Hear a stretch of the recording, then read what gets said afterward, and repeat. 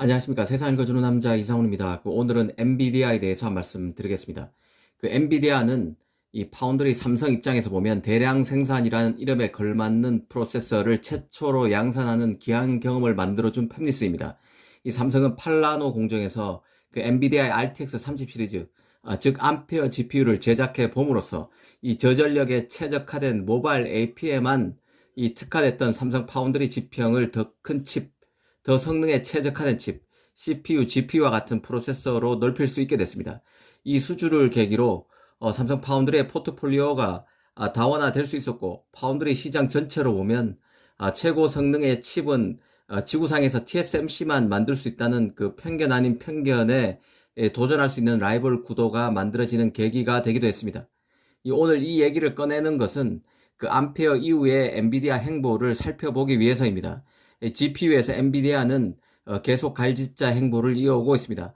그간 TSMC 12나노에서 GPU를 만들었던 그 엔비디아는 암페어를 통해서 삼성의 8나노를 선택했지만 차기 GPU인 호퍼는 또다시 TSMC 5나노로 옮겼습니다.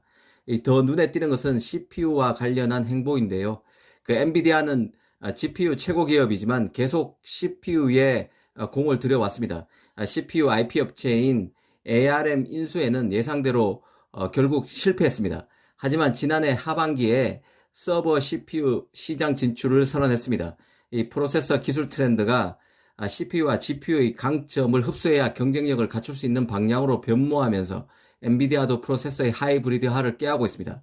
이와 관련해서 엔비디아의 첫 서버용 CPU인 그레이스 CPU가 TSMC 5나노 노드의 변형 노드로 사실상 4나노 노드로 불러도 큰 무리가 없는 M4 공정으로 만들어진다는 공식 발표가 있었습니다. 그간 시장에서는 내년 상반기 출시되는 엔비디아의 서버용 CPU 그레이스가 TSMC로 갈 것이란 관측이 지배적이었는데요. 이번에 공식 확인된 것으로 볼 수 있습니다. 엔비디아의 그레이스 CPU는 데이터 센터를 위해 설계된 최초의 CPU 전용 ARM 기반 칩입니다. 하나의 마더보드에 총 144개의 코어로 제공됩니다. 특히 그레이스 호퍼 슈퍼칩 같은 경우는 엔비디아의 호퍼 GPU와 그레이스 CPU를 같은 보드에 결합하는 형태로 나옵니다. 엔비디아는 서버용 CPU 진출이 인텔의 제온 CPU와 AMD의 에픽 CPU를 대체하는 것을 목표로 하지 않는다고 일전에 밝힌 바 있습니다. 이보다는 대규모 AI 워크로드 성능을 가로막는 메모리 병목을 제거하는 게 자신이 만든 서버 CPU의 주된 목표라고 강조하기도 했습니다. 현재 성장 속도라면 AI 모델들은 몇 년 안에 100조 매개 변수에 이르고 현재의 CPU 아키텍처는 문제를 드러낼 것이라는 게 엔비디아 입장입니다.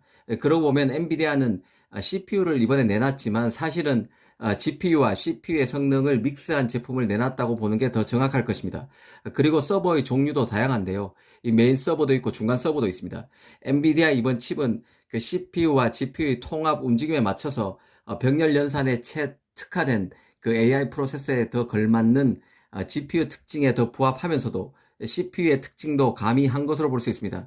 당장 연산 성능은 인텔 제온 칩에 모자랄 수 있지만 특정 서버에서는 확실히 경쟁력을 가질 수 있는 제품으로 여겨집니다. 이런 식으로 서버 시장에서 엔비디아의 존재감도 점점 커질 것으로 보입니다.